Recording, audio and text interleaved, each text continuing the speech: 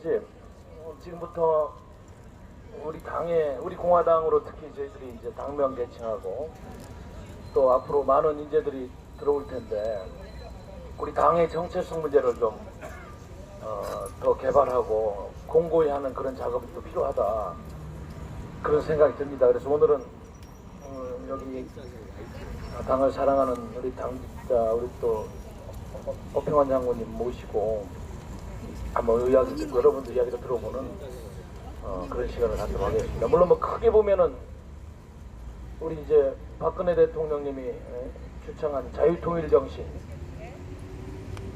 확고하게 우리 박근혜 대통령께서는 자유민주주의와 시장경제를 확고하게 신봉한 그런 지도자였죠. 그래서 지금 강령도 마지막쯤 가다듬고 있는데 그거를 뭐 강하게 좀 집어넣고 지난번에 또 우리 당이 134차에 이르는 태극기 집회를 통해서 형성된 태극기 혁명 정신, 즉 그거는 행동하는 보수, 가짜 보수가 아닌 행동하는 보수, 깨끗하고 도덕성이 있고 그리고 선명한 보수, 이거에 대한 정체성을 가다듬어 오지 않았습니까? 현장에서 비가 오나 눈이 오나 눈보라고 치나 강하게 지금 체질화되어 있고 내공들이 쌓여 있어요, 우리 당에서요. 근데 그리고 이제 우리가 항상 이야기합니다만 어제도 엊그제도 저 국립현충원 가가지고 이승만 건국 대통령의 건국정신, 우방과의 한미동맹을 통한 국방력 강화, 그리고 뭐 한일협정을 통해서 경제민주화가 아니죠, 경제 발전의 토대를 이루고 부국강병의 토대를 이룬 박정희 대통령님의 부국방병 정신, 뭐 여러 가지들이 지금 섞여 있는데 제가 보기에는 이제 여기서 하나 더 나와야 됩니다. 우리 당이 여기서 더 커지려면 그거 플러스 이제 앞으로 우리 당이 추구하는 정체성이 뭐냐, 정립을 할 때가 됐어요.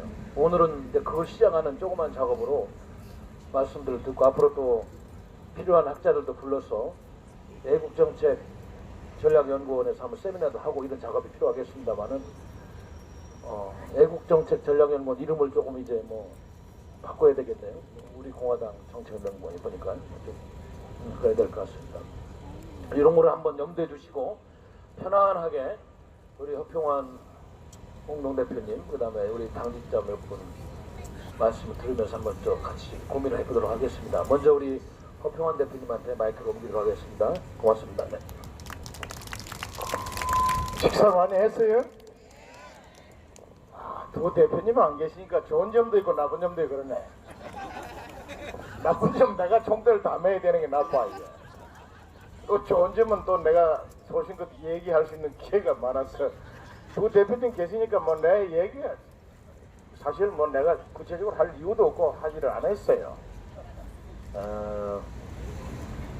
사실 우리가 조은진 대표님하고 공동대표로 창당을 할 때 그때 5대 강령에 다 넣어놨어요. 나 개인적인 정치적인 소신이었어요. 그 5대 강령은 제가 한자 한자 직접 쓴 겁니다. 변희재가 한 게 아니에요. 정명이 한 게 아니에요. 여러분들은 뭐 군인 출신 장군이 뭐그 썼겠나 싶지만은 저는 정치가 바로 서지 않으면 이 봐라 나들 다 공연부를 한 거를 군생활 하면서 다 봤어요. 정치의 욕을 하면서도 정치인들을 욕을 하면서 정치인들이 바로 서야 나라가 바로 서는 거예요. 그 정치가 바로 서려면 그 정치 사상이 가장 바로 서야 된다. 그래서 첫째 1번 뭐로 했습니까? 이승만 대통령이 만들어진 우리 대한민국 헌법 아주 잘된 헌법입니다. 이거 그 김영삼이가 들어와 가지고 수정을 하고 이렇게 하면서 힘이 소위 정부 행정부 힘을 빼버리는, 여의도 국회 위주로 그렇게 헌법을 만들어서 개정을 해서 그렇지 처음에 상권 분립을 원칙으로 한 이 자유 대한민국 그 헌법이 가장, 그래서 우리가 자유민주주의 수호한다는 게 우리 헌법을 수호하는 겁니다. 헌법을. 지금 문재인 좌파선거는 헌법을 무시하잖아요. 그걸 또 바꿔버리려 한다 이게. 어쨌든 우리 헌법을 수호해 자유민주주의를 수호하고 자유통일로 해야 한다는 게 우리 5대강이 1번이죠. 개헌의회에서 만들어진 그 기본 골격의 헌법을 우리가 수호하면서 궁극적으로 자유통일을 해야 한다는 것이 우리 당이 지향해야 할 1번 정체성이다 라는 그리 봅니다. 여기서 우리가 알아야 될 게 절대로 남북 양체제의 연방제 통일 이건 속임수다. 이거 해서는 안 된다는 신념을 가져야 됩니다. 더욱이나 김일성 체제로 적화 통일? 노! 절대 안 돼. 목숨을 죽는 한이 들어도 안 돼. 이 신념을 갖자는 겁니다. 그걸 구체적으로 다 넣을 수가 없으니까 1조 그래 넣었고, 두 번째는 뭐니 해도 안보입니다. 안보 두 번째. 이 우리의 70년간 그래도 크고 작은 북한의 도발은 있었지만 전면 전쟁 없이 평화를 누릴 수 있었던 게 뭐냐는 거예요. 그 세 가지입니다. 첫째, 자주국방. 박정희 대통령께서 자주국방을 했던 이승만 대통령께서 말이죠. 내가 육군훈련소장을 했는데 5번 오셨더라고. 5번. 이 어른이 나라를 잃는 과정을 봤거든. 일본군 일개 소대를 막을 힘이 없어서 고종 황제가 완전히 폐위가 되고 나라를 뺏기면 일본군 일개 소대를 막을 힘이 없었어. 이걸 뼈저리 느끼시고 어쨌든 군대를 강하게 만들어야 했던 전쟁 기간 동안에 제주도에 1훈련소를 만들었고 논산에다 2훈련소를 만든 거예요. 그 당시 논산 2훈련소는 완전히 진흙탕밭이었어요. 거기다 벽돌을 찍어가지고 브로커 막사를 지으면서 훈련소를 만들어. 거기에 5번 오셨더라고. 네, 소장 가서 역대. 그리고 박정희 대통령께서 3번 오셨어요. 오셔가지고 훈련소는 가니까 아주 조경이 잘 돼 있어. 야, 이 군부대 조경 일이 잘 돼. 왜 이렇게 잘 되냐 하니까 조경사가 있더라고. 내가 불렀어. 어떻게 이 훈련소 조경 일이 잘 되냐니까 박정희 대통령께서 한번 오셔가지고 훈련병들은 훈련을 세게 시키되 아이들이 인성을 잘 가르쳐야 하기 때문에 조경을 잘 하라고 지시하고 예산을 내려주고 조경사를 갖다 그때 임명을 시킨 거야. 그 조경사가 내 갈 때까지 하고 있는 거야. 그리고 예산을 직접 청와대에서 매년 편성해서 내려줬다. 박정희 대통령 위대하시죠? 그리고 이제 그 이후에 대통령들은 한 번 오고 나더니 안 왔어요. 아무도 한 번도 훈련소에도 안 왔어요. 육군 참모 총장도 안 오고 국방장관들도 안 왔더라고. 이 양병의 중요성을 모르는 거지. 어쨌든 우리의 안보 축은 자주국방이었어요. 그래서 박정희 대통령께서 집권해 하실 때 소총 한 자루도 만들 수 없는 그런 나라를 돌아가실 때는 전투기, 함정, 야포, 자주포, 미사일까지 만들어 놓고 돌아가신 거예요. 자주국방의 기본 틀을 완성을 했다. 이것이 이제 점차 해서 우리도 정말 일본, 중국, 러시아를 상대로 해서 저는 그리 생각합니다. 우리를 완벽한 감시 통제할 수 있는 감시 시스템을 딱 구축을 하고 그 다음에 바로 우리 자체가 항공모함에 대해서 어떤 표적이든지 앉아서 바로 때릴 수 있는 미사일 시스템을 다 갖추고 그리고 전략 공군 폭격기와 전략 미사일 체계를 갖춰서 중국이든 일본이든 러시아든 누구든지 우리한테 전면전 또는 결정적인 도발을 할 때는 우리도 동경, 북경, 모스크바 정도는 한 방에 날려버릴 수 있는 그런 강력한 힘을 가져야 됩니다. 그런 자주국방의 틀을 갖춰야 되고 한미동맹, 주한미군, 한미연합사 체제 이것은 지구상에서 가장 효율적이면서도 강력한 연합방위 체제라는 거예요. 이게 있는 한은 절대로 북한이든 일본이든 중국이든 러시아든 우리한테 함부로 할 수 없는 체제입니다. 근데 이걸 깨야 되니까 전시작전 통제가 내놓으라는 거예요. 자주를 핑계대서. 자주. 미국이 우리를 지배하려고 한미동맹을 맺자해서 우리가 억지로 맺었고 연합사 만들자 해서 할 수 없이 따라갔고 중화미군 주둔하자 해서 할 수 없이 주둔하고 전시작전 통제권 달라 해서 줬다면 이게 자주 군대가 아닌 게 맞아. 미국 식민지 맞다고. 그러나 한미동맹도 6.25 전쟁 과정에서 이승만 박사가 하자고 미국은 안 하려고 하는 거를 했고, 그 당시에 그 체결하고 이승만 대통령께서는 이 조약으로 누대에 걸쳐서 우리 자손들의 혜택을 받을 거다 했고, 미국은 워싱턴 포스트, 뉴욕타임즈에서 노예 계약을 했다고 그래도 우리가 노예 계약. 우리가 세계 최고의 막강한 군대를 용병으로 쓰고 있는 거라니까 그게. 근데 왜 깨려고 그러냐? 그걸 깨야 적과 통일이 되니까. 김일성이가 가리킨 것을 이 썩은 놈들이 그걸 가지고 한다. 그리고 세 번째, 우리 국민들 공산은 빨갱이는 안 돼. 반공정색으로 똘똘 뭉쳐 있었다 이거야. 근데 이게 다 깨져 버렸어. 지금 군대 허물허물해. 북한에 그 목선이 내려오는 것도 파악 못하는 군대야. 잠수함이 들랑달랑하고 비행기가 왔다 갔다 해도 모르는 이런 군대가 돼버렸어. 핸드폰 들고 장난치고 팽일도 외박 나가고, 우리 사람이 좀 지적하면 고발하고, 훈련 원칙대로 시킨 직원을 청와대 보직해임 달러 청원이하는 이런 썩어 빠진 군대가 됐다. 그 다음에 반공정신 다 무너져 버렸어. 지금 그러면 지금이 어느 시대인데 이념 타령하냐 그러고 말이야. 에? 지금이 어느 때인데 이념 타령한다. 또 뭐 이념이냐, 또 빨갱이 팔이냐 이런 소리 한다. 엄연히 북한이 공산당이 있고 빨갱이가 있는 거예요. 전 세계 이념은 다 없어져도 우리는 있다니까. 전 세계 질서 냉전은 깨졌지만 남북 우리는 냉전이 그대로 유지되는 거라고. 근데 이게 언론이고 지식인들이, 정치인들이 국민들을 혼돈을 시키는 거야. 그러니까 우리도 그냥 냉전 다 깨지고 남북 간에 이제 서로 존중하고 인정하고 왔다 갔다 잘 살 수 있을 거라고 착각을 하고 있는 거야. 그렇게 이 세계가 다 무너져 버렸어. 그래서 우리는 두 번째 안보는 철저한 반공정신을 바탕으로 한 우리 자주국방력, 군대, 강한 군대 재정비 해야 한다는 거예요. 그리고 한미동맹, 주한미국, 한미연합사 체제 공고히 유지해야 한다는 거예요. 이거만 하면 절대 전쟁 안 나고 평화 지킬 수 있어. 그 틀을 깨는 순간에 전쟁이 나는 거야.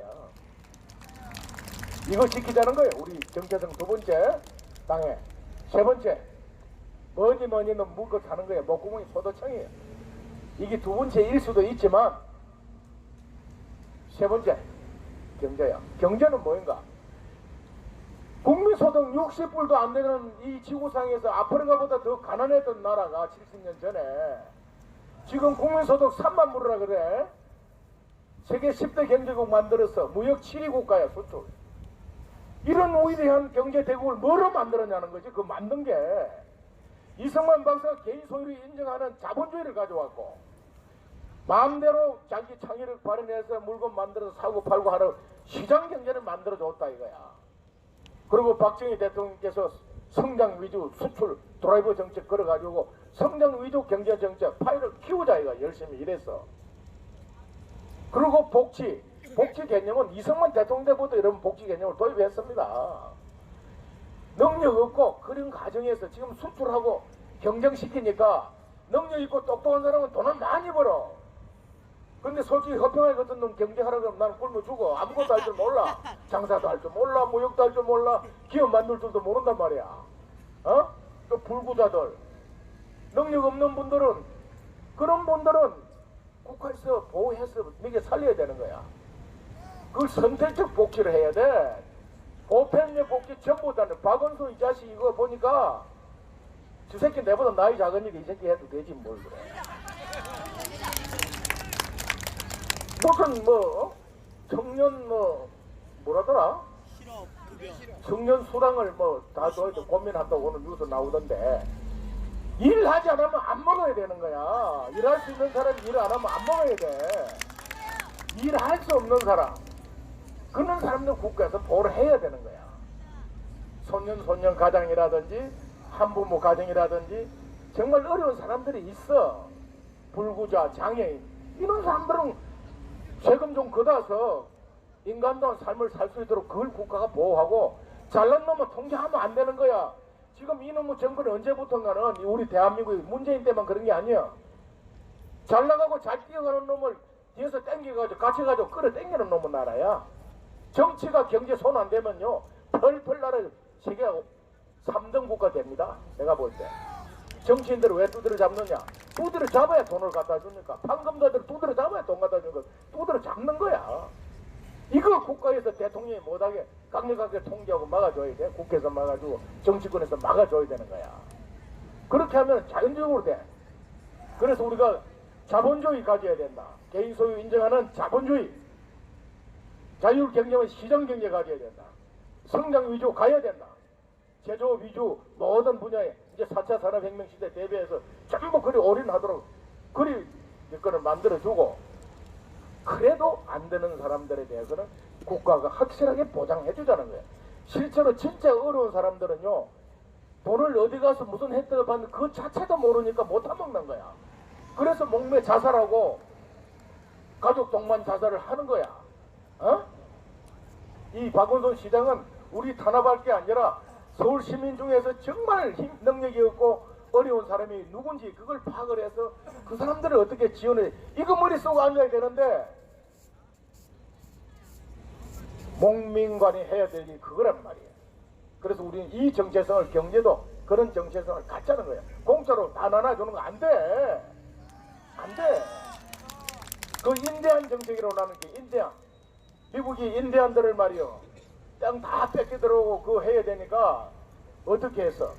너희들 우리 저 구역에 그거 들어가 살면은 집도 주고 학교도 공짜 공부시켜주고 생활비도 다 공짜 줄자니까 그거 들어가 살아라 그랬더니 그거 들어갔어. 처음엔 좋지.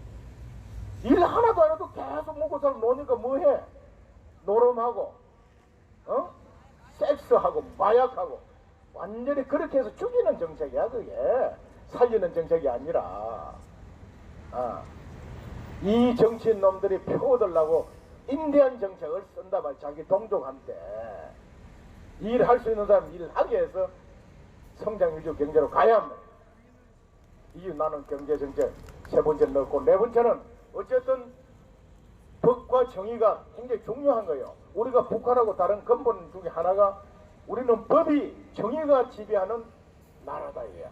북한은 김일성, 김정일이, 김정은, 소련 한 사람에 의해서 지배되는 나라. 법이 없고 정의가 없어.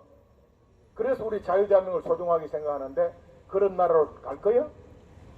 박근혜 대통령 구출하고 지금 우파 300여 명이 탄압받는 이분들 구출해내는 것이 대한민국 법과 정의를 구현하는 거예요. 이 주사파 문제 이제 빨리 끝내고 올바른 정권을 수립하는 것도 법과 정의를 회복하는 길이다 이거라고. 그래서 우리가 나와서 싸우는 거 아니에요? 그 다음에 이제 다섯 번째는 지금 우리 5대 강요에서 다섯 번째는 정치가 굉장히 중요해. 정치가들이 첫째 법을 지키는 정치 하자는 거예요. 내로남불이야. 정치인 저들은 법을 안 지켜. 온갖 혜택 다 보도록 만들어 놓고 정치인부터 법을 지켜라 이거야. 미국처럼 국회의원도 이 포리스라인 넘어 바로 수갑 채우는 이런 나라가 돼야 돼. 무슨 면책 특권이야. 면책된 개뿔. 법 앞에 만인이 평등한 그런 나라. 법을 지키는 정치하라 이거야. 그리고 진짜 국민을 위한 정치하라 이게야. 정치 저를 위한 정치하지 말고 국민을 위한 정치. 그다음에 깨끗한 정치해라. 이게 깨끗한 정치. 이것이 우리 정치의 정체성이 우리 애국당이 해야 돼요. 그러면서 젊고 참신하고 유능한 인재, 깨끗한 인재, 애국심 있는 인재를 영입해서 전진 배치시켜서 당을 구성한다. 이것이 다섯 번째 정치 우리 애국공화당이 해야 될 방향이다. 여기 하나 빠졌는데 내가 그 아쉬운 분이 있어. 요번에 할 때 이걸 하나 지금 요번에 다시 수정하는 것도 이 다섯 가지 틀에서 지금 조정하고 있는데 문화 사상 창달도 하나 넣어야 되겠어. 여섯 번째. 이게 빠졌어 내가. 성급해서 그 당시에 막 급작스레 당 만들다 보니까 그 나라가 선진국이 되고 진짜 세계로부터 존경받는 그런 나라, 그런 국민이 되기 위해서는 정신이 바로 서야 되고 문화가 아름답고 깨끗한 그런 문화가 정책이 돼야 돼. 얄라구제 무슨 그런 썩어 빠진 문화가 아니라 K-POP 물론 그것도 중요하지만 우리가 가지고 있는 1만 년의 역사 속에서 가장 우수한 문화국이라 그랬죠. 경천의 공익인간, 제시의야 이 정신 사상에다가 북한 공산당하고 싸워 이겨야 되니까 5가지 이념 사상에다가 올바른 국민 정신을 갖춘 올바른 민족의 정통성과 정기를 이어갈 수 있는 문화 사상을 바로 갖자. 이걸 6번 항에 좀 추가해서 한 6가지 정리해서 이번에 해줬으면 좋겠다. 저는 개인적으로 저희 정치적인 신념이었고 우리 조국 대한민국을 향한 저희 사상입니다. 이상입니다. 네, 아이고 아주 큰 틀에서 기둥을 세우기 위해서 큰 박수 부탁드리겠습니다.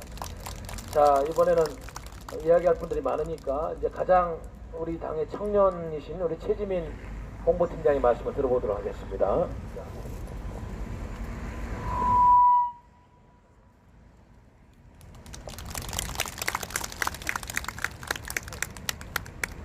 예, 감사합니다. 우리 공화당이 이제 점점 당세가 확장이 되는 게 눈에 보여요. 근데 이게 기뻐할 일인 게 단순히 뭐 우리끼리만의 일이라든가 뭐 특정한 당의 일이라든가 이게 아니라 우리 보수파의 목소리가 커지고 있다. 적극적으로 실질적인 행동을 하고 그 좌파가 잘못됐다고 실제로 목소리를 내고 투쟁하는 사람들의 목소리가 커지고 있다. 이렇게 받아들여야 되는 부분인 거죠. 그래서 우리 공화당에서 굉장히 중요시하는 것 중에 하나가 행동입니다. 그 말만 하면은 이게 이루어지지가 않는다. 이제 실제로 행동을 했을 때만 의미가 있다. 이거는 지금까지 말만 한 정치인들이 죄다 도망가 버리고 뭐 좌파가 알아서 못하면 국민이 나 뽑아주겠지 이러고 피동적으로 있는 정치인들하고 완전히 반대점에 있는 거예요.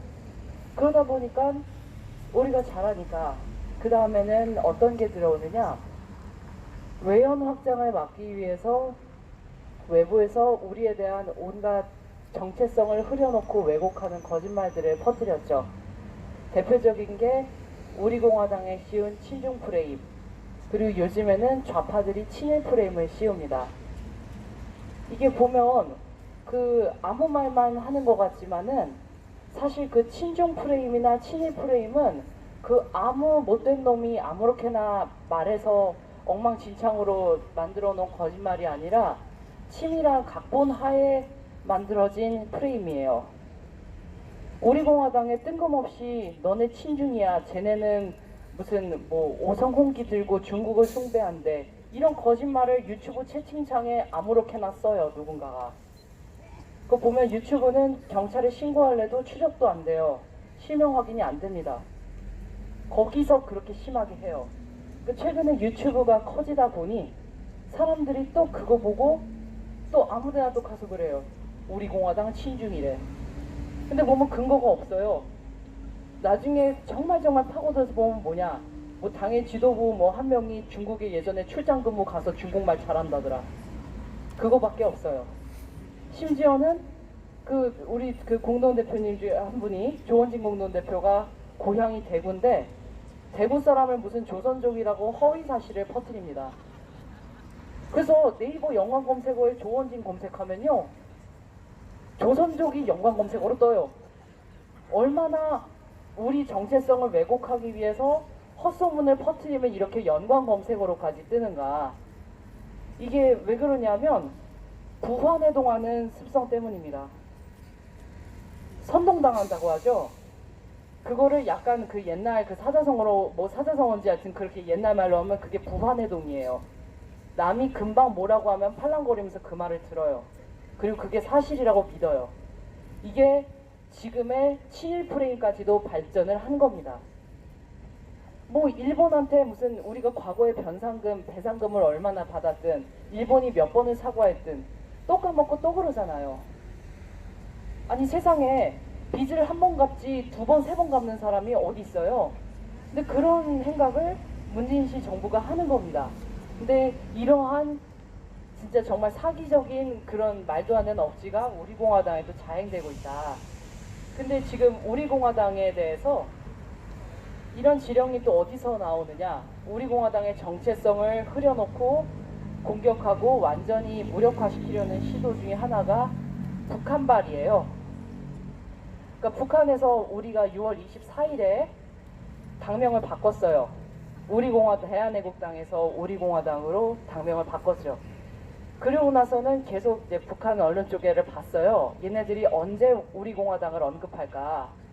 그래서 모니터링을 하다 보니까 최초의 기사가 7월 17일에 북한에서 나옵니다.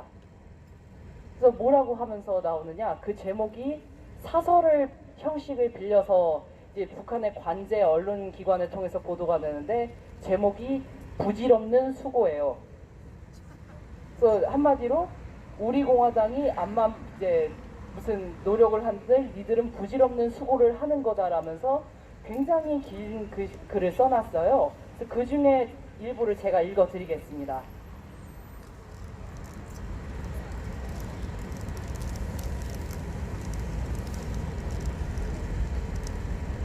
예를 들면 최근 우리공화당 패들이 다음에 국회의원 선거를 앞두고 지지기반 확장에 열을 올리고 있다 로 시작을 해서 뭐 자유한국당이 뭐 어떻게 해서 무슨 우리공화당을 눌러버릴 것이고, 그래서 우리공화당은 옛적 과거의 역사 속으로 사라진 모 정당처럼 가게 될 것이다, 이런 식의 장문의 칼럼을 써놨어요. 근데 이게 뭐냐, 지령입니다. 그렇게 되라고 고사를 지내는 거죠. 이게 북한에서 시작을 했어요. 그러더니 이제 최근에 3일 전에 이제 7월 19일에는 어떤 기사가 올라왔느냐, 대놓고 박근혜 대통령을 저격하는 기사를 북한에서 보냅니다. 그러니까 우리가 박근혜 대통령을 왜 우리공화당 1호 당원으로 모신다, 그리고 당사에 사진을 걸어놓는다, 이거는 개인적인 숭배가 아니에요. 결국에 지금 대한민국의 가장 멋진 대통령 중에 하나였고, 두 번째로는 정통성을 가진 굉장히 유능한 대통령이었고, 세 번째로는 지금 저 문재인 씨 좌파 독재 정권이 이렇게 망쳐놓은 거 수습할 수 있는 사람이 냉정하게 말해서 박근혜 대통령 한 사람밖에 없기 때문이에요. 뭐 우리공화당은 무슨 뭐 광적인 숭배 집단으로 이렇게 수많은 언론이나 좌파들이 매도를 했는데 그건 전혀 사실이 아닙니다. 근데 그 좌파 언론들, 우리공화당의 정체성을 흐려놓는 그 수많은 왜곡 기사들하고 완전히 똑같은 게 북한의 언론기관 보도 내용이에요. 그래서 7월 19일에는 북한이 이런 글을 썼습니다. 그래서 림철명이라는 사람이 쓴 거고, 제목이 이거예요. 옥중 구판이 가져올 것은. 그러니까 한마디로 박근혜 대통령이 옥중 정치를 한다고 하는데, 이거를 좌파 찌라시들이 뭐 청와대에서 굿을 버렸다느니 사이비 정글을 믿는다니 하면서 왜곡 기사를 썼잖아요. 저는 사실이 아닌데 그 논조와 똑같은 기사를 북한이 쓰는 겁니다. 그러면서 뭐라고 하느냐, 무슨 뭐 박근혜 역도가 부활의 개꿈을 꾸며 옥중 정치라는 주제넘은 구판을 펼쳐놓고 있다, 뭐 503번을 단 감옥 귀신, 뭐 그러면서 우리들을 의거를 극우 보수 세력들의 히스테리적 난동이라고 하고 있어요. 그래서 보면 말이 참 폭언도 이런 폭언이 없어요. 그 우리가 이런 말 쓰면은 진짜 당장에 진짜 여론의 포화를 맞고 역사 속으로 사라질 텐데, 북한은 진짜 정말 이런 입에 담을 수도 없는 말을 수시로 하면서도 어떻게 이렇게 남조선 민심의 환영을 받는 그런 엄프를 하고 있는 거예요, 문재인 정부가. 지금 우리는 이렇게 대한민국에서 남조선이 되기 직전의 상황에 있어요. 그러면서 우리를 보고 뭐라고 하느냐, 뭐 친박 장당, 극우 보수 꼴통, 무지한 깡패집들의 집단, 오합지졸의 무리, 정당의 초보적인 취급도 받지 못하는 폐물 집단에 불과한 우리공화당, 이렇게 말하는데 이게 이 말들이 뭐냐, 우리 기자회견 맨날 방해하러 오는 소위 사자대가리라고 있잖아요. 걔가 말하는 거랑 똑같은 거예요. 우리는 폭력하지도 않았는데 맨날 두들겨 맞았는데 우리 보고 걔가 갑자기 어느 날 와서 이 깡패들아 조폭들아 이랬잖아요. 그리고 그 사자대가리 맞았잖아요. 너네는 정당도 아니야, 이상했거든요. 북한에서 똑같이 얘기해요. 이거 어떻게 설명할 거예요? 우연의 일치인가?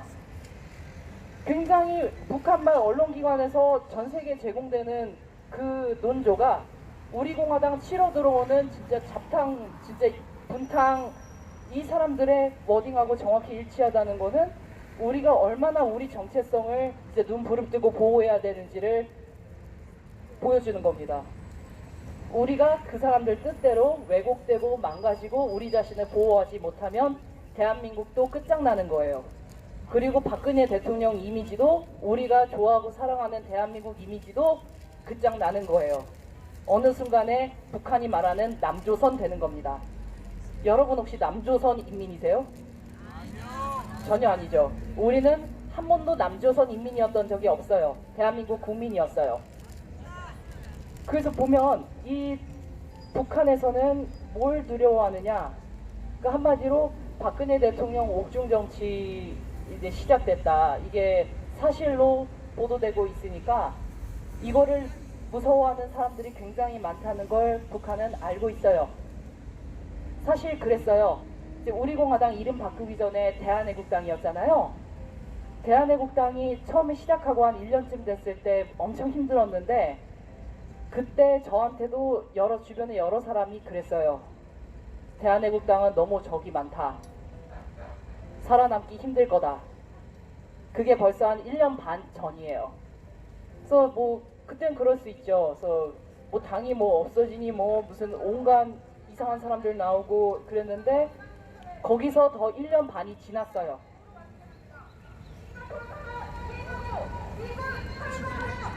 철거하래요. 이게 철거랑 철수도 구분 못한 거 보면 한국 사람이 아닌 것 같아요. 일단 우리는 우리끼리 집중하는 게 좋겠습니다. 그래서 보면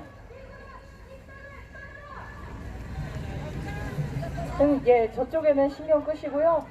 중요한 건 지금 북한이 굉장히 지금 초조한 상태라는 겁니다. 그리고 이 북한의 이런 지령에 맞춰서 소위 우리가 말하는 보수칼이라고 하는 한심한 인생들도 거기 깨춤을 추고 있는 거예요.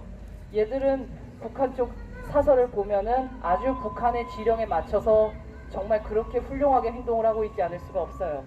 그래서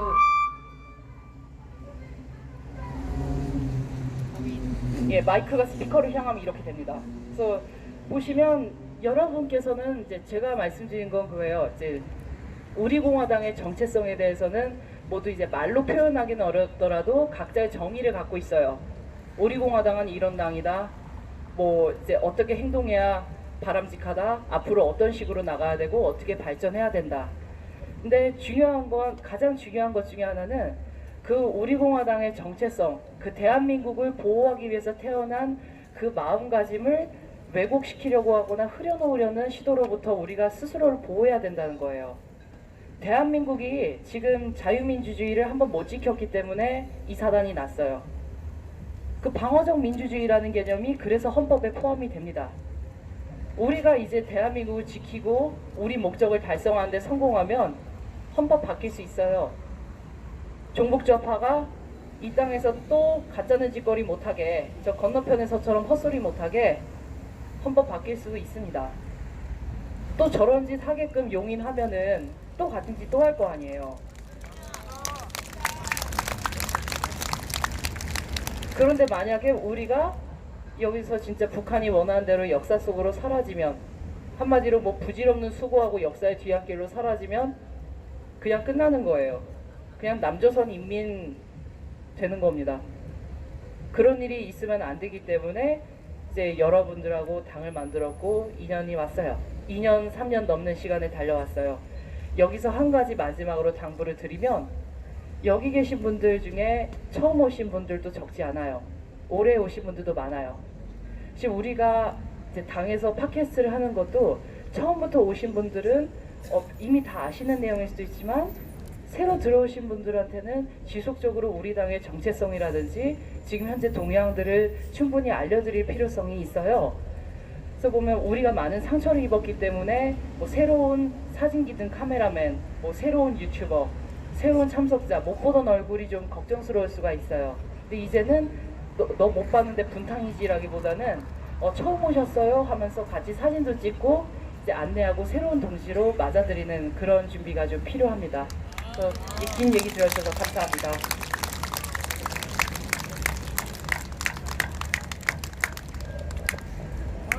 우리의 청년 최지민당원은 항상 그 분석력이 날카로워요. 그래서 좋은 이야기를 항상 해주고 오늘도 아주 좋은 말씀해 주셨습니다. 이번에는 우리 제1부총장이 맨 왼쪽에 앉아 계신데 변성근 부총장이 제가 들으니까 당대표께서 말씀하시는데 아마 당이 마지막까지 떠내려가도 충성심이 가장 강한 사람이 변성근 제1부총장이었다. 그래서 제가 그 높이 사고 한 말씀 들어보겠습니다. 네.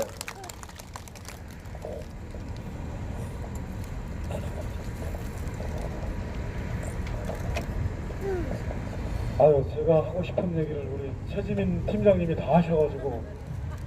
안녕하세요, 저 변성근입니다.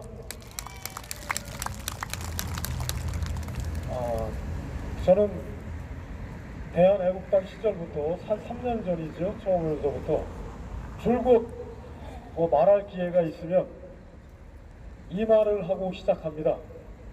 박근혜 대통령은 무죄다.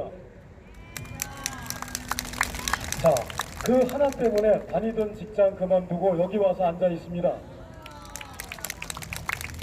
저는 저에 대한 우리 당의 정체성은 박근혜 대통령의 무죄를 죽는 그날까지 내가 끝까지 입증하고 싶겠다. 그거 하나밖에 없다. 물론 당의 발전을 위해서 조직을 강화하고 인재를 영입하고 여러 가지에도 힘써서 돕고 봉사하겠지만 여하튼지 간에 어쨌든 박근혜 대통령님의 무죄를 입증하기 위해서 내가 한번 불살라 보겠다. 천길 낭떠러지기라도 떨어져 보겠다.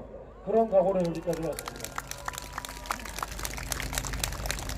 제가 박근혜 대통령님을 관심을 갖게 된 거는 거기부터 한번 얘기를 한번 해보죠. 제가 옛날 국민학교죠. 초등학교 6학년 때 박정희 전기라는 게 있었습니다. 아마 혹시 읽어보신 분들 기억날지 모르겠는데 그 박정희 대통령 전기를 읽고 독후감을 썼는데 상을 탔어요. 근데 지금도 가장 기억에 남는 게 그 자녀에 대한 박정희 대통령의 훈육법이었습니다. 대표적인 사례가 잠깐 일어나겠습니다.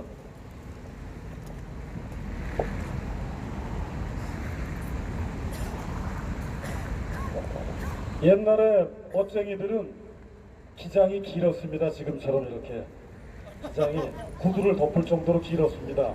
길게 입고 다녔습니다. 중학교, 고등학교 학생들도 기장을 길게 하고 이렇게 쫙 멋지게 다려 입었어요. 박지만 아들이 중학교를 입학했습니다. 옆에서 챙겨주는 비서가 이 책에 나오는 내용입니다. 비서가 아주 멋있게 이렇게 교복 바지를 딱 다려가지고 운동화를 탁 덮게 해갖고 온 거예요. 이걸 보고 박정희 대통령이 혼찌검을 냅니다. 지금 나라가 얼마나 어려운데 어디 감히. 근데 요새는 또 역으로 또 많이 바뀌었죠. 유행이 다 이렇게 입고 다니죠. 다 이렇게 입고 다니죠. 양복 바지 다 이렇게 입고 다닙니다. 당시에는 그게 굉장히 사치와 낭비로 보였습니다. 요 대목이 저는 초등학교 6학년 때부터 지금까지 잊지를 못하겠어요. 그때부터 박정희 대통령 일가의 자녀분들에 대한 관심이 굉장히 높았습니다. 그래서 제가 6학년 때는 이제 유경수 여사님이 돌아가시고 현 박근혜 대통령께서 이제 영부인 역할을 대신하고 계실 때 그때였는데 그때부터 계속 관심을 여기까지 하고 또 들어갈게요.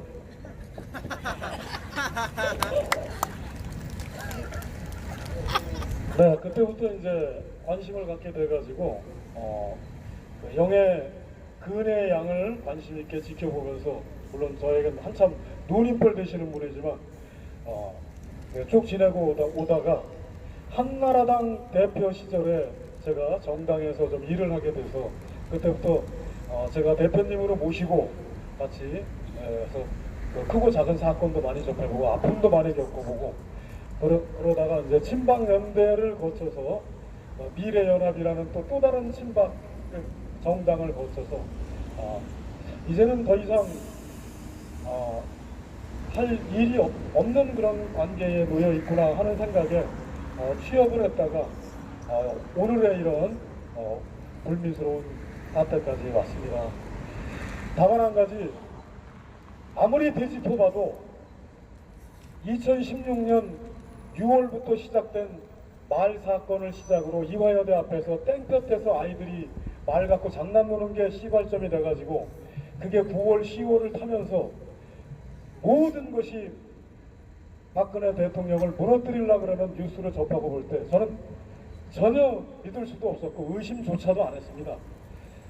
무조건 이거는 뭐에 지금 걸려들었구나 하는 생각만 하고 있었고, 결국엔 사태에 여기까지 왔는데, 저는 그래서 끝까지 우리 대통령은 무죄다, 무죄가 맞다, 이거만 가지고 오늘 이때까지 왔습니다. 우리 공화당으로 비록 이름이 바뀌었지만 앞으로도 계속해서 저는 박근혜 대통령은 무죄입니다. 무죄입니다. 그것만 외치고, 제 머릿속에 우리 공화당 정체성은 박근혜 대통령은 무죄다. 감사합니다.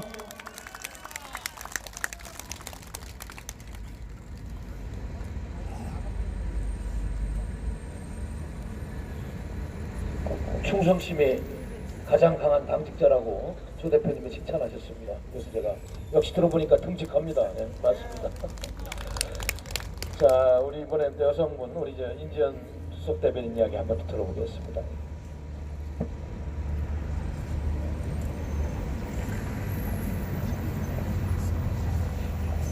제가 태극기 집회에 제대로 서술하지 못한 진술로서 시작하겠습니다. 대한민국 헌법 제1조 제1항. 대한민국은 민주공화국이다. 대한민국 헌법 제1조 제2항. 대한민국의 주권은 국민에게 있고 모든 권력은 국민으로부터 나온다. 우리 공화당은 이름이 우리 공화당입니다.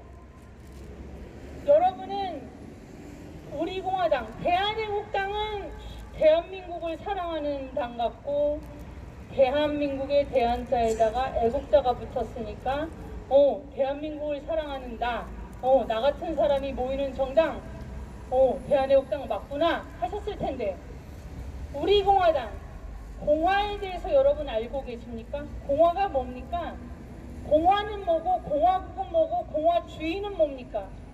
과연 여러분들께서 명쾌하게 대한민국은 민주공화국이다라는 말의 뜻을 알고 계시는지, 우리 공화당의 공화당, 박정희 대통령의 공화당이 있었대. 공화당에 대해서, 공화의 의미에 대해서 제대로 알고 계시는지, 그런 생각을 우리 공화당이라는 당명을 갖게 됐을 때부터 저는 하고 있었습니다. 대한민국은 민주공화국이다. 그렇다면 그렇게 많이 얘기되는 민주주의는 여러분 제대로 알고 계십니까?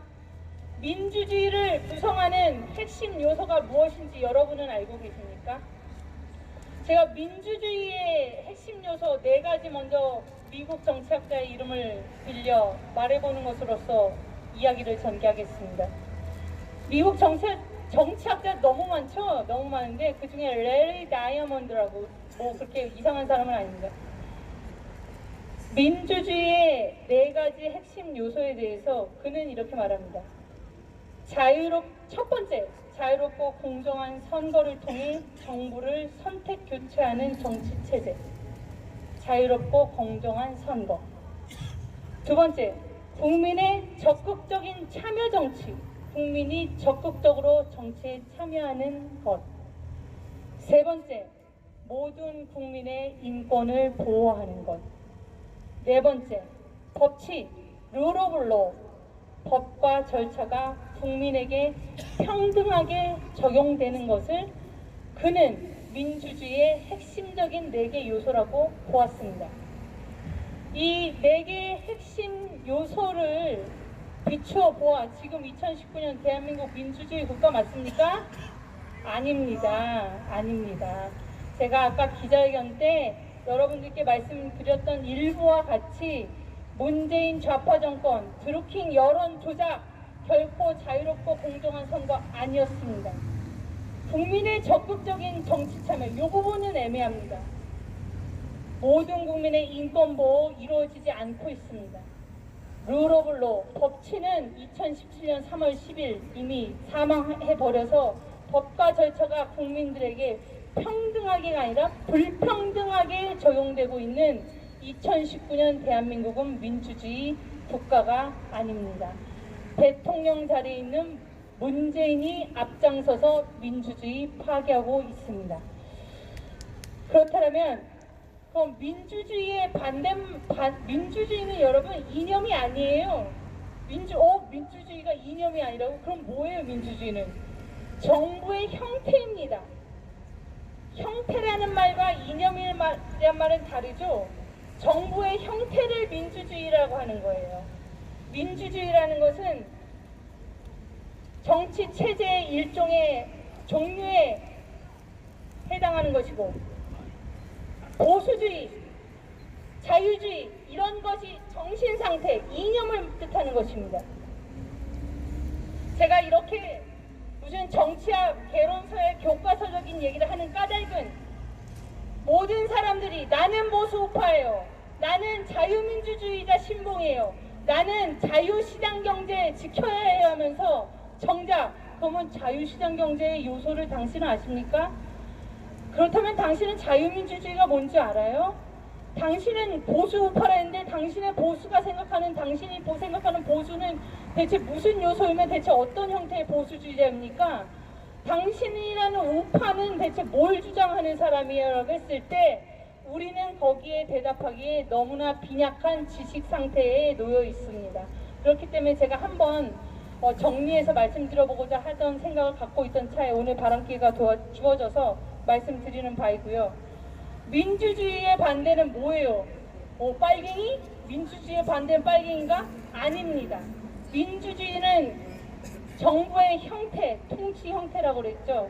민주주의의 반대는 국민에게 주권이 없는 모든 체제, 왕정, 군주정, 귀족정, 그런 전제정치, 국민 모두에게 골고루 주권이 있지 않은 그런 체제를 민주주의의 반대라고 하는 것입니다.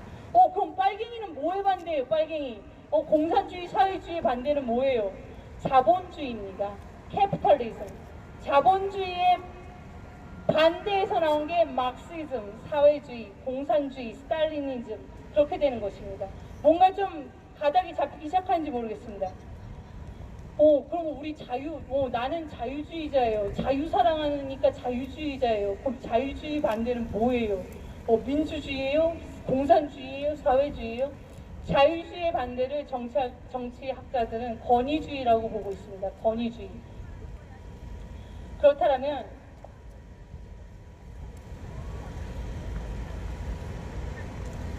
여러분 흥미로우세요? 네. 나름 들어볼 만한 가치가 있는 얘기를 제가 하고 있다고 저는 생각을 합니다. 그럼 보수우파에 있어서 또 한국 이 시민사회에서 또 한참 얘기가 있었죠. 보수란 말은 진보라고 하는 좌파리들이 보수, 낡고 고루한 것이라는 그 라벨을 보수주의자들한테 덮어 씌우려고 한 거니까 우파야, 우파. 우리는 우파야. 우파 하면서 우리는 진보우파야. 우리는 자유우파야. 이런 사람들 많이 봤죠. 그런데 정작 보수에 대해서 얘기하고 보수주의 전통이 제대로 잡혀있는 미국의 엘리트 시민운동가는 워싱턴 DC의 포럼에 참여한 저에게 그 말을 했습니다. 야야야 지연 right wing이란 표현 하지 마. right wing이라고 했을 때 미국의 정치인들, 미국의 보수주의 정치인들, 미국의 공화당 정치인들, 미국의 엘리트들은 거부감을 가져. 우리는 conservative, 보수주의자지 우파, right wing 했을 때 극우랑 직결돼서 right wing이란 표현을 미국의 엘리트들은 하지 않아. 미국의 엘리트들, 미국의 공화당 사람들은 I am conservative, 보수주의자라는 표현을 할 뿐이야 라고 하고 있습니다. 그런데 그 당시 서울에서는 우파해야 돼, 우파해야 돼, 보수 벗어나야 돼, 보수 더러운 거 됐어, 보수 박근혜 지지하면 보수 됐어. 그렇기 때문에 우파해야 돼라는 미국의 실정은 모르는 그런 무지한 그런 주장들도 있었습니다. 그렇다면 여러분은 보수주의자가 상징하는 보수주의자의 성격에 대해서는 알고 계십니까? 전통에 집착하고 낡고 고루한 것은 아닙니다. 보수가 지향하는 가치와 개념들은 전통, 그리고 인간의 불완전성, 뭐 인간 못났다고? 맞습니다. 인간의 불완전성을 옹호하고 지지하는 것이 보수주의자입니다. 그것은 바로 인간은 불완전하기 때문에 완전한 정치 체제가 있을 수 없다. 인간은 끊임없이 노력해야 되고 겸허해야 한다라는 그러한 의미를 내포하고 있는 인간의 불완전성에 대한 지지입니다. 그렇다면 사회주의, 공산주의는 아주 교만에서부터 출발합니다. 인간, 엘리트, 그것도 지들, 소수, 엘리트가 이 인간 사회를 절대적으로 디자인, 설계해서 이 인간 사회에 인간의 천국을 우리가 실현시키겠노라, 우리의 천년왕국을 실현시키겠노라는 교만과 인간의 완전성을 주장하는 자들이 사회주의자, 공산주의자들입니다. 그렇기 때문에 그들은 그러한 철저한 스스로 엘리트, 소수, 극소수 공산당 엘리트들의 교만하에 김일성, 김정일, 김정은 3대 세습체제가 나왔고, 스탈린의 대학살, 모택동의 대학살, 그런 것들이 모두 인간은 완전하며 바로 나 공산주의 엘리트가 이 땅에 천년왕국, 천국을 실현시켜 주겠노라 하는 그들의 교만과 인간 사회에 대한 설계, 의지, 그 강력한 독재 의지가 그들의 국가와 체제를 인간 생지옥으로 만들어 버린 것이었습니다. 차차 마무리해 가겠습니다. 그래서 컨서버티즘, 보수주의, 우리는 보수 우파라는 그 자기의 정체성에 대한 그림을 그리셔야 되고, 또한 우리가 우리 공화당이잖아요. 민주공화국. 공화국이라는 것은 바로 국민 주권을 얘기하는 것입니다. 국민에게 주권이 있고 국민에게서 모든 권력이 나온다는 대한민국 헌법 제1조 제2항, 그러니까 대한민국 헌법 제1조와 제2조 제1조 하나를 온전하게 머리에 숙지하고 계시면 바로 우리는 우리 스스로 일어난 국민, 대한민국의 자발적이고 독립적이고 나 스스로의 의지에서 자유롭고 공정한 투표권을 가진 선거를 통해 나의 통치체제, 나의 지도자를 선택할 수 있는 민주적이고 민주공화국의 시민, 민주공화국의 국민으로서의 그런 권리를 발휘할 수 있는 것이 바로 민주공화국이고, 그렇다면 우리 공화당에 이 얘기를 한번 해보겠습니다. 오늘의 주제가 우리 공화당의 정체성 아닙니까? 우리 공화당의 공화의 요소에 대한 정체성에 대해서는 감히 어렴풋이 오셨을 줄로 믿습니다. 그렇다면 대한애국당에서의 태극기 5대 강령에 대해서 머리에 완전히 숙지하고 계신 분은 계신지 모르겠습니다. 대한애국당의 5대 강령의 첫 번째는 대한민국의 자유민주주의 시장경제 체제에 대한 절대적인 옹호, 지지였습니다. 두 번째는 한미동맹 강화, 한미동맹의 근거하에 튼튼한 안보, 대한민국의 굳건한 안보를 지켜내는 것, 그것이 2대 강령이었습니다. 세 번째는 죄 없는 박근혜 대통령을 구출하여 대한민국의 법치와 대한민국의 모든 것을 정상화시키는 그런 것이 3대 강령이었습니다. 네 번째는 레짐 체인지, 김정은 레짐 체인지를 통해 자유민주주의 통일을 이뤄내는 것, 그것이었고, 다섯 번째가 인적 쇄신, 깨끗하고 젊고 그리고 투쟁력 있는 그런 인적 쇄신을 이루는 것이 5가지의 대한애국당 강령이었는데, 이 강령을 기본 틀로 해서 우리 공화당을 넘어갈 때 저는 한 부분 제 스스로 개인적으로 보태보고 싶은 부분은 경제적 자유주의, 미국의 컨서버티즘, US 컨서버티즘의 대표 정당은 미국의 공화당입니다. 리퍼블리칸 파티. 우리는 대한민국 코리아의 Our Republican Party. 미국의 도널드 J 트럼프 대통령의 정당 컨서버티즘, 보수주의를 표방하는 정당은 리퍼블리칸 파티 맞죠? 그런데 그 리퍼블리칸 파티에서 경제 정책에 대한 입장에 대해서는 작은 정부라는 말의 의미를 아시는 분도 계시고 모르시는 분들도 계실 것입니다. 작은 정부라는 거는 세금 적게 걷어요. 규제만 하지 않아요. 경제적 규제 가능은 하지 않아요. 국가가 국민의 삶에 자꾸 간섭하려 들지 않아요. 우리는 그러니까 경제적 자유주의, 자유롭게 개인을 존중하고 개인의 재산권을 존중하고 개인이 중대하고 개인의 권리에 가능한 침해하지 않는 것, 그런 자세를 견지하고 있습니다. 미국의 리퍼블리칸 파티는. 그런데 우리 대한민국당의 5대 강령에서는 경제 부분에 대한 이야기가 보이지가 않죠. 잘. 그렇기 때문에 우리 공화당의 강령이 새롭게 제정될 때는 이 문재인 좌파 정권처럼 국민의 혈세 때려 부어서 복지 국가가 다 책임질게, 기업 국가가 다 규제해줄게, 경제정책 우리 무식하긴 해도 내가 세금 쳐들여서 다 잘해볼게, 이러는 전체주의적 규제투성이 거대 정부, 온갖 개인의 권리 침해하는 그런 정부가 아니라 우리 공화당이 표방하는 경제정책의 정부는 개인을 존중하고 기업의 자율성을 존재하고 규제를 완화하고 그런 경제정책에 대한 고려가 배어든 그런 우리 공화당의 강령이 될 수 있었으면 좋겠다 하는 생각을 해봅니다. 마지막으로 우리 공화당 당원님들에 대한 존경과 감사의 말씀으로써 언급함으로써 마무리 짓고 마치겠습니다. 제가 무려 16분이나 했네요. 근데 저에게 주어진 시간은 20분이었었기 때문에 시간을 잘 지키고 있습니다. 우리 공화당, 제가 요 직전에 한 7월 8일인가 9일쯤에 팟캐스트에서 우리 공화당 당원 여러분, 대한애국당이 우리 공화당의 실체요, 대한애국당의 당원으로서의 그 자부심과 우리가 함께했던 그 경험을 결코 잊지 마십시오라고 한번 말씀드렸었습니다.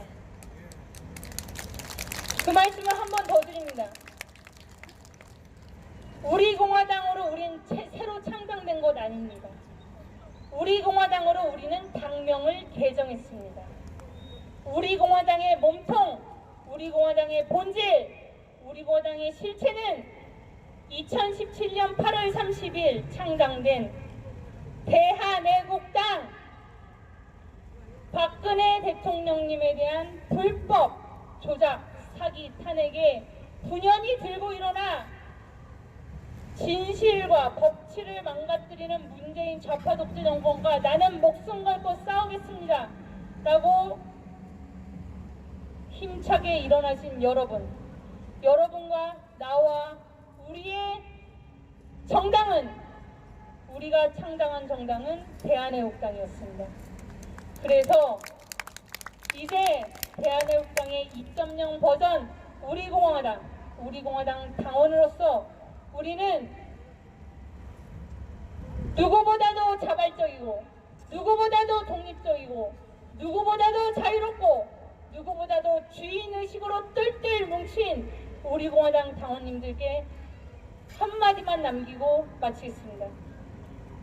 대한애국당, Korean Patriotic Party, 그 붉은 뜨거운 대한민국을 사랑하는 대한애국의 마음 품으시고 대한애국당의 본질과 실체는 절대 잊지 마시되 이제 우리는 우리 공화당원으로서, 우리 공화당으로서 2020년 총선의 제1야당 그리고 집권 여당으로 가는 그날까지 완전히 새로운 전 국민의 사랑을 공화당으로서 나가는 그날까지 우리가 하나 되어 똘똘 뭉쳐 반드시 승리합시다. 이상입니다. 네, 역시 국제 변호사라서 논리정연하게 잘 풀어주셨어요. 사실 우리 동아당의 이제 당명을 개칭하는 과정, 뭐 이렇게 인재 영입하는 과정에서 우리 당원 여러분들의 뭐 다른 의견도 있었고 한데, 일단 여러분도 알다시피 저기 우리 또 정신적으로 많은 도움을 주시는 어르신께서 항상 그런 말씀 하시지 않습니까? 당이 확장되는 것도 대한애국당을 모토로 해서 개별 입당을 해라. 이게 대한애국당의 모토인 거예요. 그러면 대한애국당이 지켜왔던 정체성이나 선명성, 도덕성, 이거를 지킬 때 이 당의 생명력이 있지, 그것이 흐트러뜨려지고 그렇게 정체성이 없어지면 이 당의 생명력은 없어지는 겁니다. 이 점을 유의해야 됩니다. 그럼 앞으로. 그렇죠? 네, 이 점은 굉장히 유의해야 될 것 같아요. 자, 우리 뭐 연일 텐트 당사 추정에서 많은 고생을 하고 있는 우리 송영진 대협력실장, 당에 대해서 많은 말씀도 하시는데 한번 들어보도록 하겠습니다. 안녕하세요, 송영진입니다.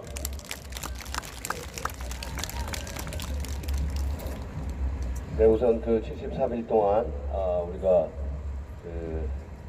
광화문에 우리 공화당의 텐트 농성 당사 투쟁을 하면서 여러분들이 진짜 물심양면으로 협조해 주시고 안전에 또 질서에 또 성숙된 그런 자세로 여러분들이 임해 주셔서 너무 감사하고, 73일 전보다는 우리 당원들에 대한 부분들이 굉장히 세련돼지고 또 거칠어진 부분이 이제 그 모난 부분들이 많이 깎아진 것 같아서 너무 좋습니다. 그렇지 않습니까?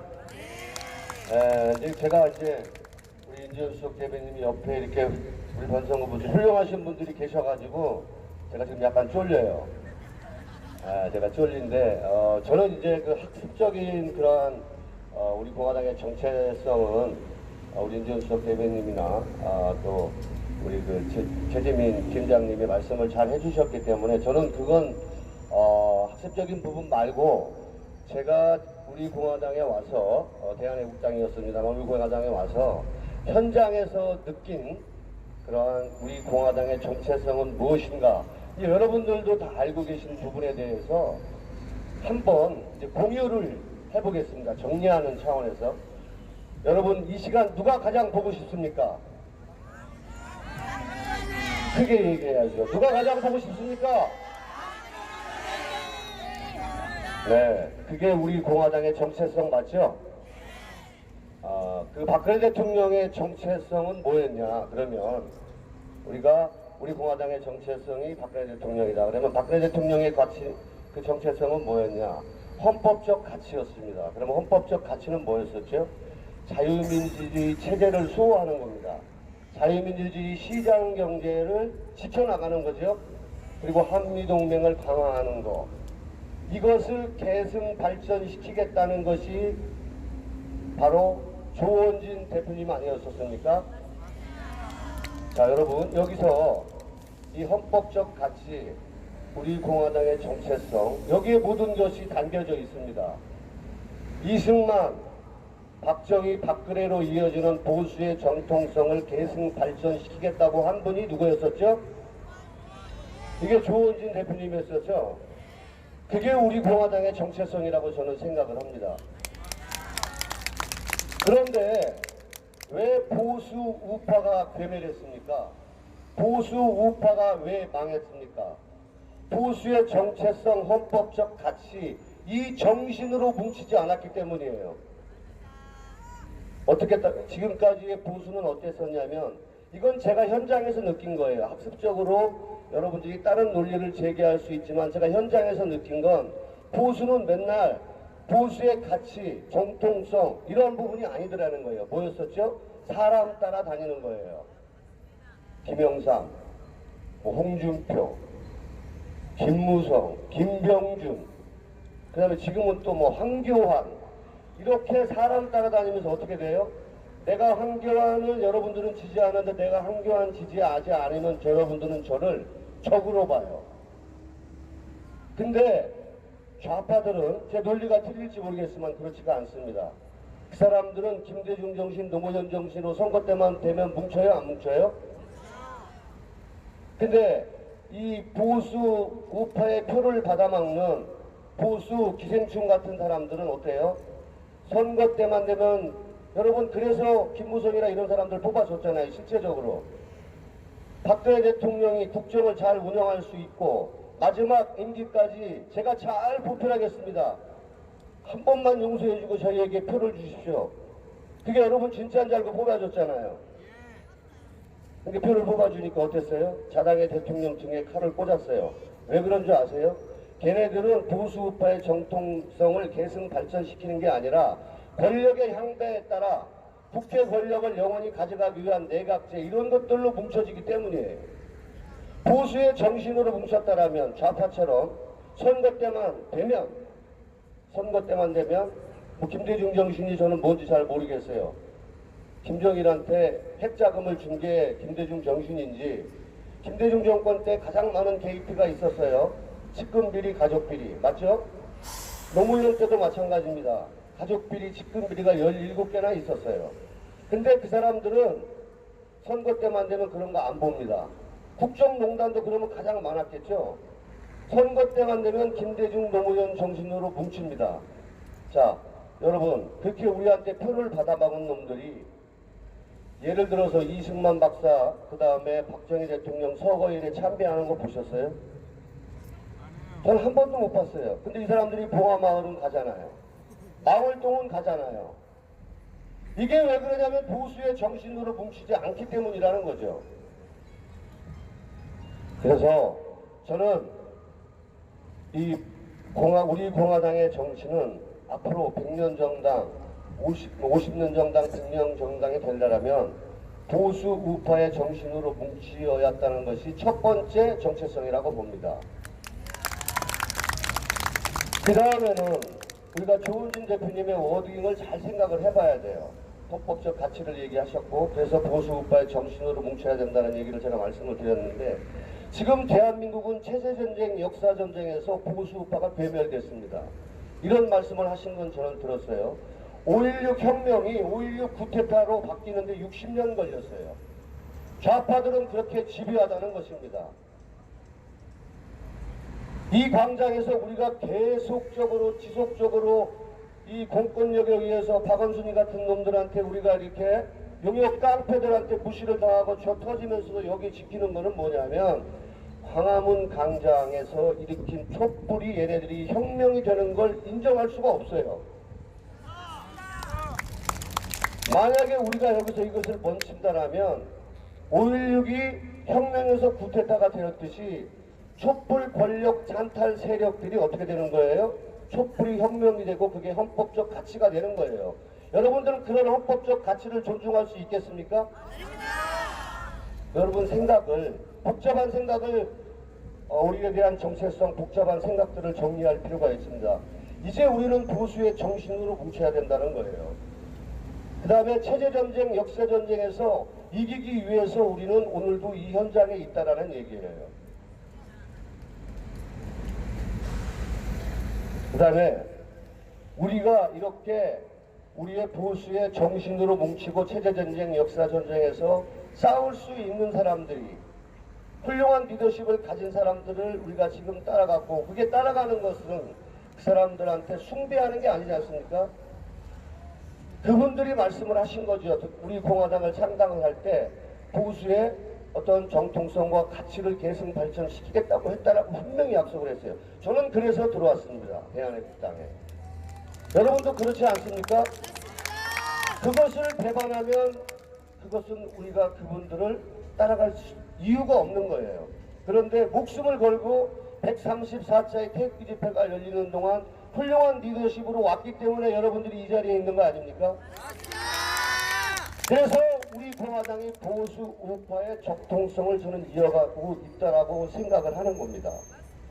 그리고 제가 한 가지 마무리하겠습니다. 저는 이 광화문에 텐트 최고위원들이 우리 최고 지도부 회의에서 이 광화문에 우리 천막 당사를 쳤는데 왜 해필이면 저는 3.10인가 했어요. 근데 가만히 보니까 그 속에 모든 것이 있다라는 거예요. 보수의 정책성, 가치 이런 것들이. 왜냐하면 이 3.10 정신에는 말이죠. 탄핵 무효라는 것이 있어요. 맞죠? 우리가 아무리 얘기를 하도 자유한국당이 새누리당 당원들이 그 당시에 목숨을 잃었는데 한마디도 하지 않는 건 그 사람들이 탄핵에 부역을 했기 때문입니다. 그 사람들이 문재인 퇴진도 외치지 못하는 이유가 무엇이겠어요? 탄핵에 부역을 했기 때문이에요. 그리고 탄핵 부역자 62명을 처단하는 게 바로 3.10 정신이어서 이게 3.10 정신으로 들고 나온 우리 지도부의 결정이 아니었나 저는 생각을 합니다. 동의하십니까? 네, 그래서 우리는 이제 제가 드린 말씀을 짧지만 권력의 향배에 따라서 우리가 정치인들에 따라서 사람 따라가는 것이 아니라 보수의 어떤 정통성을 지켜나가는, 그리고 체제전쟁, 역사전쟁에서 우리가 이기기 위해서 촛불을 혁명으로 인정할 수 없기 때문에 우리는 이 투쟁을 멈출 수가 없다는 것, 그 다음에 우리는 보수파의 적동을 이어가고 있다는 것으로 여러분들이 지금 생각하고 있는 것들을 정리하면 현장에서 느끼는 우리 공화당의 정체성이라고 저는 생각합니다. 감사합니다. 네, 아주 선이 굵은 아주 가랑이를 잘 탄 그런 아주 훌륭한 멘트였습니다. 자, 마지막으로 우리 윤영탕 3위 고모님한테 마이크를 드려서 원로로서 우리 당의 정체성에 대해서 한 말씀 여쭙겠습니다. 고맙습니다. 반갑습니다. 이야기를 안 하기로 했는데 아직 마이크를 보니까 자꾸 또 하게 되네요. 미안합니다. 오늘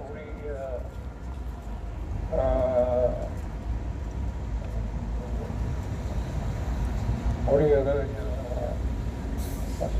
총장님하고 그다음에 허 대표님하고 우리 당직자 여러분들의 우리 당의 정체성에 대해서 이야기를 했습니다.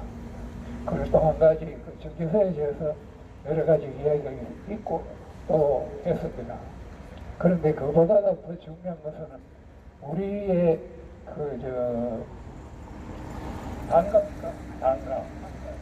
단가에 우리는 반드시 이긴다 라고 하는 구절이 있습니다. 그거에 저는 완전히 매료되어 있습니다. 왜 반드시 이기냐 하는 것에 대해서 제가 간단하게 설명을 하겠습니다.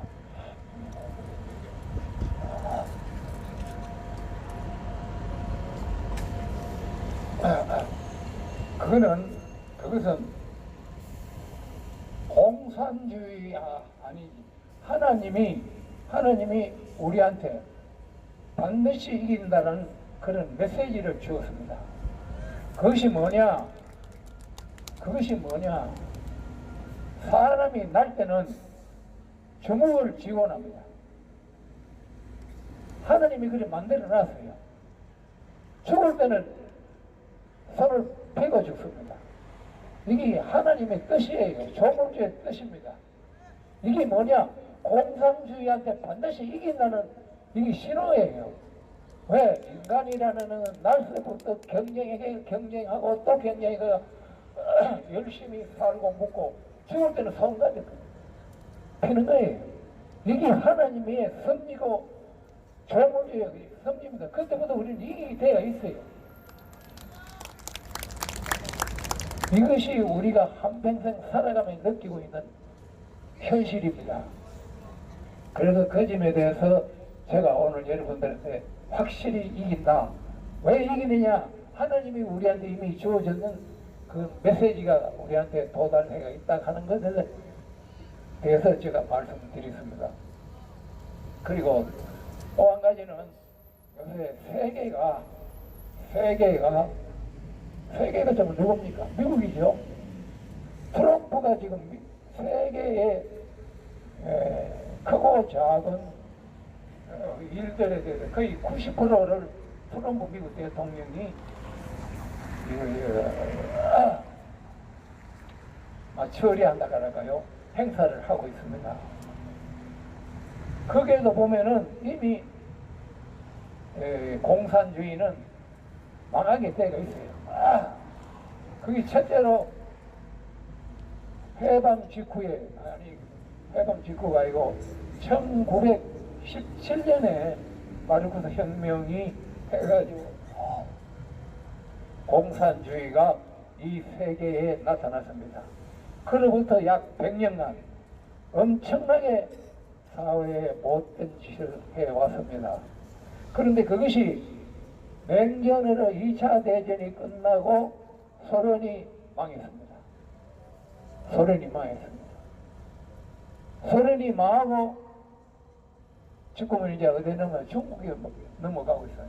2, 3년 전부터 중국이 지금 망해가는 길에 들어서고 있습니다. 그래서 우리 문재인 대통령이 어떠냐? 바로 미국하고 일본하고 딱 손잡으면 아무 탈이 없는데, 이게 김정은이 손보고 그 다음에 시진핑 따라다니는, 이것이 지금 안 되는 거예요. 이것이 이미 아까 얘기했던 우리는 이긴다는 그 결판이 하나의 신호탄이다. 막 구체적인 수치라는 이런 걸 전부 들어가지고 여러분들한테 말씀드릴 수 있습니다만은 오늘은 뭐 시간도 없고 해서 그런데 대충 제가 말씀드리는 거예요. 그게 틀림없는 사실입니다. 그래서 우리는 대한애국당이 우리 공화당 틀림없이 이긴다. 이길 때가 있어요. 역사가 그리 증명하고 있습니다. 그런 점에서 여러분 힘내주시기 바라고요.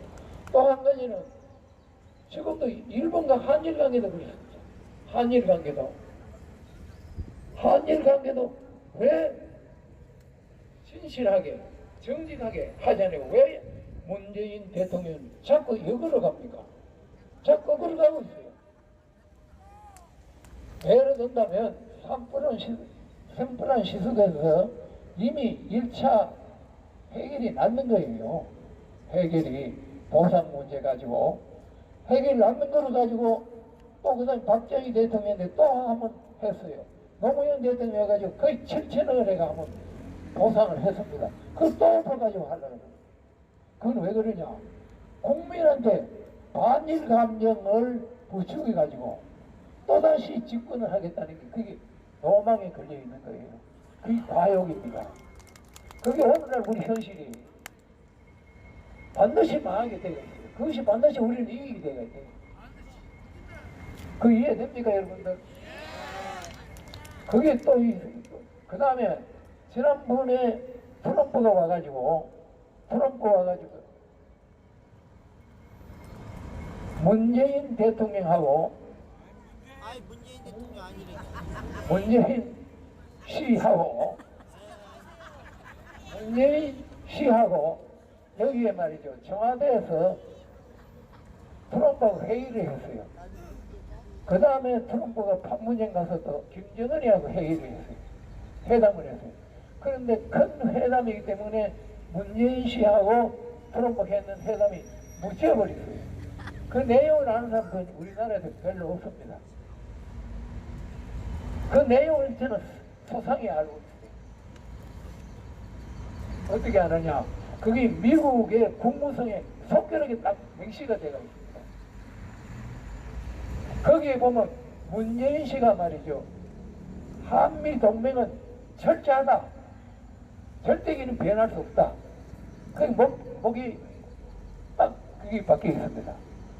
거기 또 보면 목동보감이 있는 거 하니까 말이죠. 동부아시아, 미국하고 일본하고 한국은 하나의 동맹 제도를 철저히 가야 된다. 그게 또 묶이게 있어요. 그게 딱 정리가 되어 있습니다. 그게 뭐냐 말이야. 한국하고 일본하고 또 그다음 미국하고는 진짜 얘는 헤어질 수 없는 그러한 말이죠.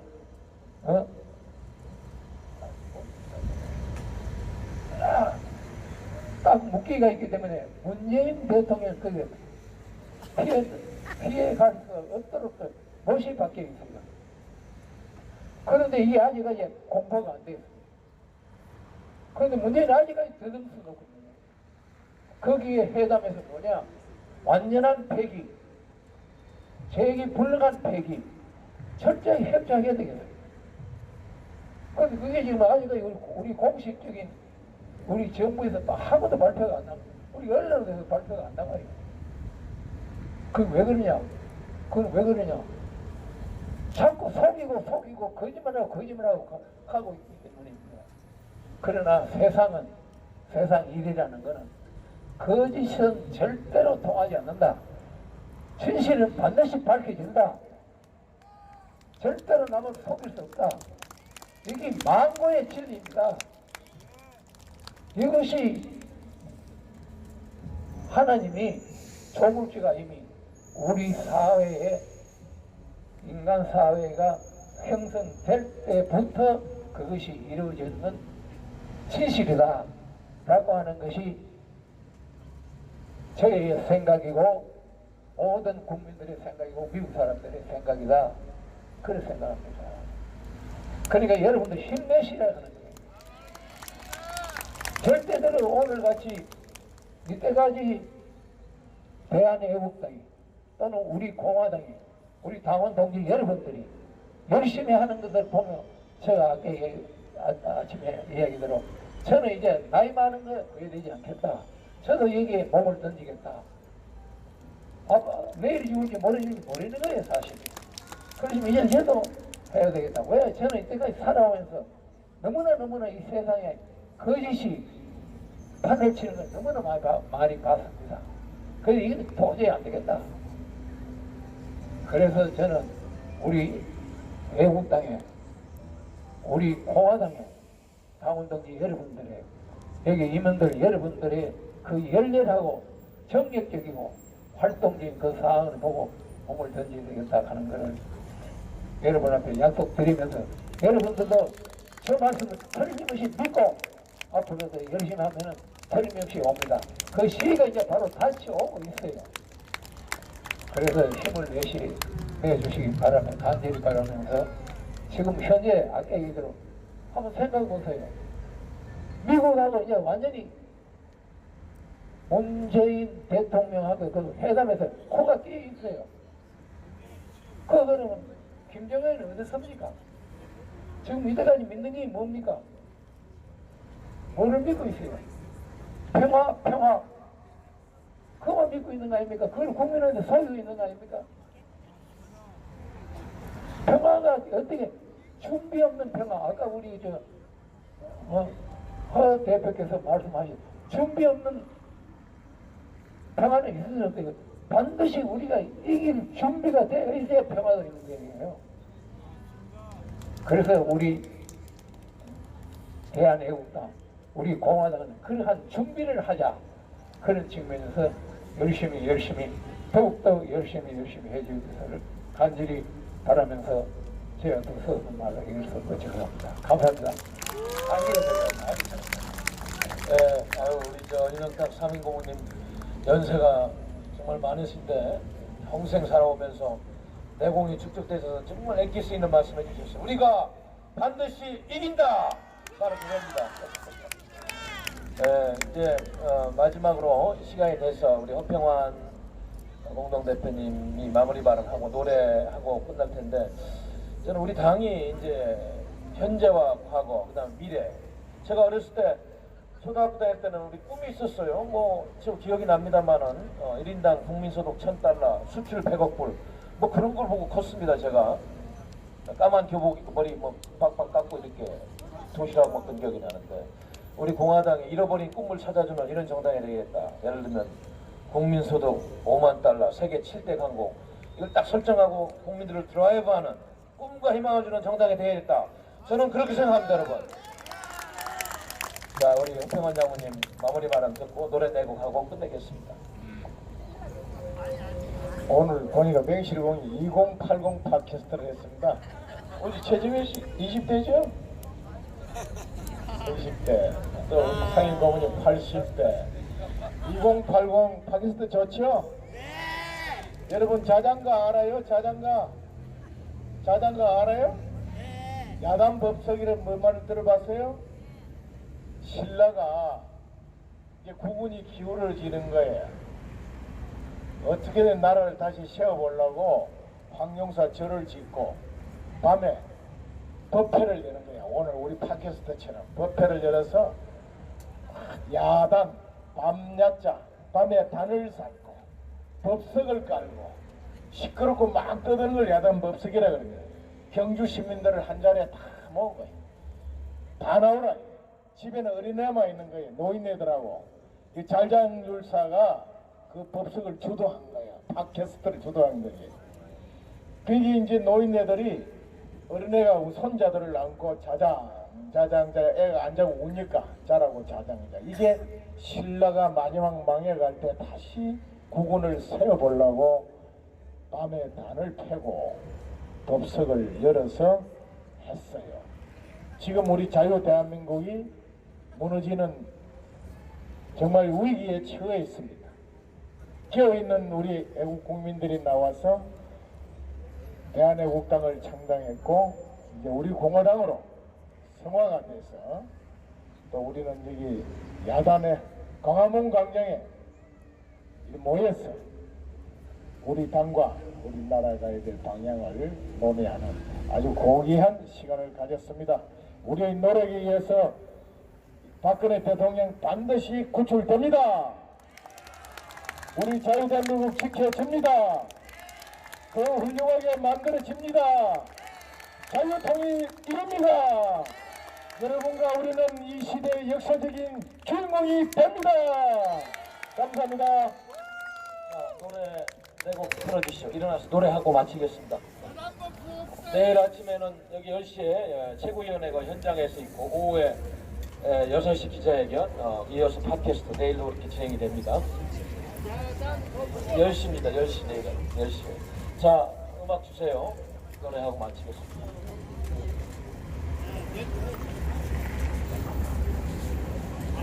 내려올 때까지 끝나요.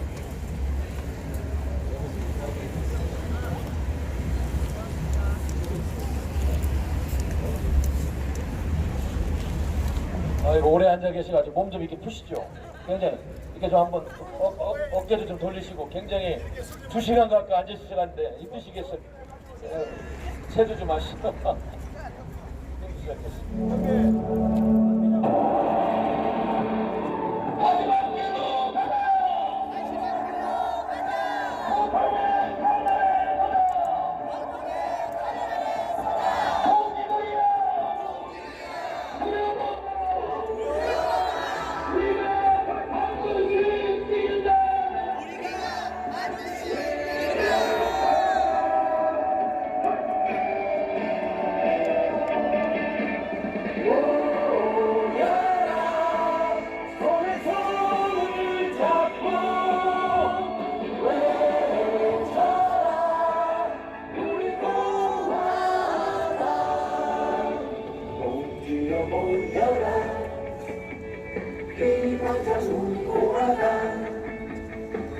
승리의 함성을 함께 외쳐라. 찬란한 대한민국, 빛나는 대한민국, 자유민주주의 구축하자. 오나라 손에 손잡고 외쳐라 우리 공화당. 자유민주주의 구축하자 우리 공화당. 오나라 손에 손잡고 외쳐라 우리 공화당. 자유민주주의 구축하자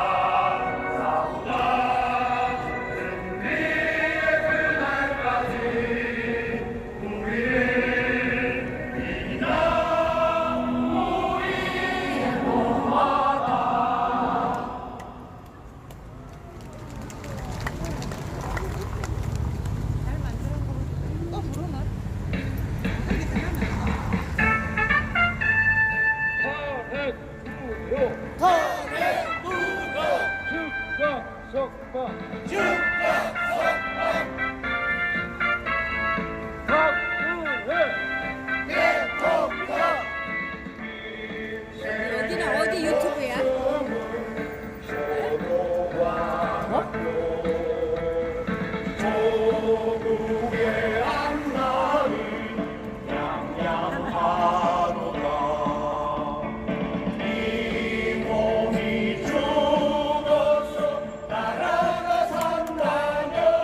내가 이거 오늘 봐볼게요.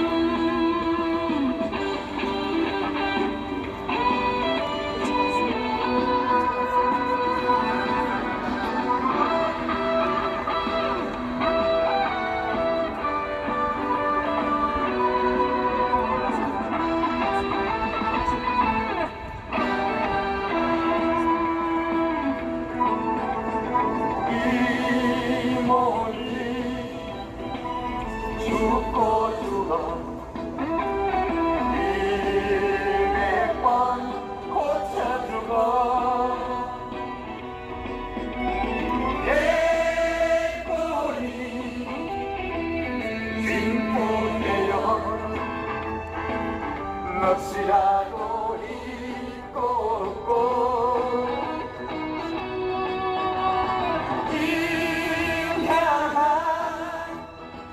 이편 당신이야 아실 줄이 있으랴 한심한 길로 가자 고통의 갈라에 서자 온 귀들이여 두려워 마라 우리가 반드시 이긴다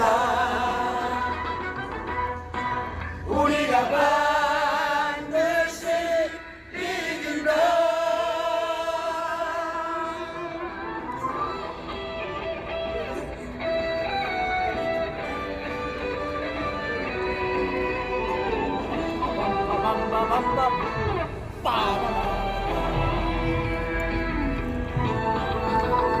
이 몸이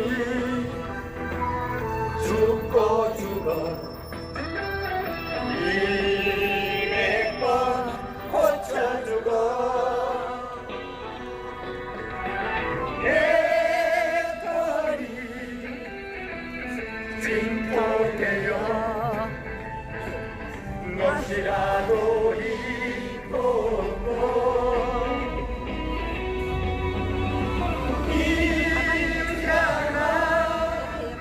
이편 당신이야 아실 줄이 있으랴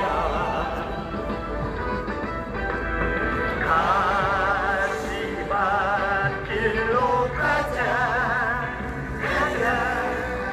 고통의 갈라에 서자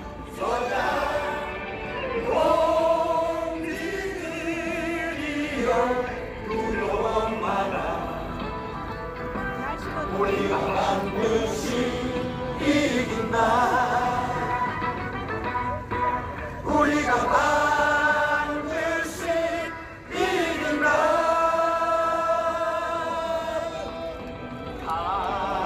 한심한 길로 가자 고통의 갈라에 서자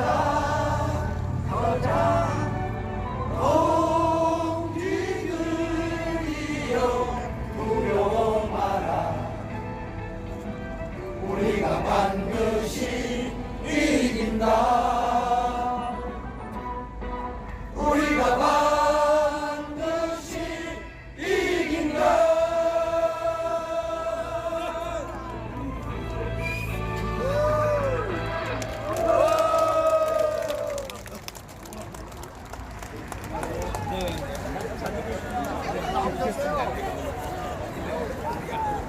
오늘은 팟캐스트 2080의 팟캐스트를 여기서 모두 마치는 걸로 하겠습니다. 고맙습니다. 오늘 처리하실 분들은 우리 부활에서도 알았습니다. 새롭게 리모델링 했으니까 처리하실 분들은 준비해서 택시 안으로 들어가시기 바랍니다. 저기 아담이 누르면요 여기 한마음 한뜻 글씨도 같이 떠요. 아담이 안 뜨고 한마음 한뜻이 뜨거든요. 같은 데니까 한마음 한뜻도 요거 아바타 요거 보고 들으시면 돼요.